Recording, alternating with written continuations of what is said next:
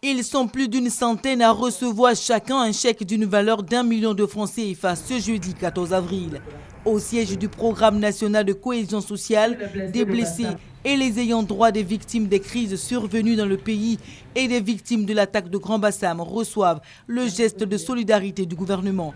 Des parents de victimes et des blessés sont encore sous le choc.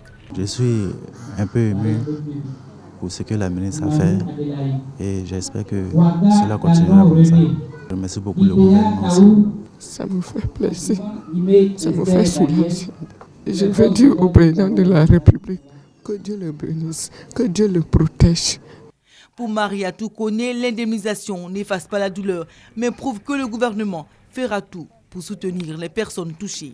Aujourd'hui, nous remettons 149 chèques, dont 11 chèques pour les victimes de l'attentat de Bassam et le reste, c'est les victimes des crises survenues en Côte d'Ivoire en 1990 et 2015. Un horizon nouveau s'ouvre à ces personnes-là.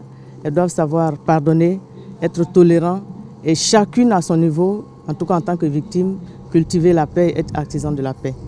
La ministre s'est rendue aussi à l'Institut Goethe, plongée depuis le 13 mars dans le deuil de sa directrice Henrike Gross. La ministre a été accueillie par Klaus Auer, l'ambassadeur de l'Allemagne en Côte d'Ivoire. La circonstance ne se prête pas au protocole, juste des gestes et des mots de réconfort.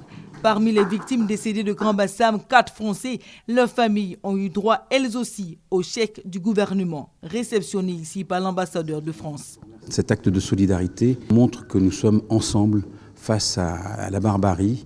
Et je crois qu'en remettant symboliquement aujourd'hui à la résidence de France ces 4 chèques pour les 4 victimes françaises, c'est un acte vraiment très fort que vous manifestez à notre égard et vraiment je tiens à vous en remercier. Selon la ministre de la Solidarité, les fonds sont disponibles pour indemniser tous ceux qui sont touchés par les crises qu'a connues le pays et l'attaque de Grand Bassam.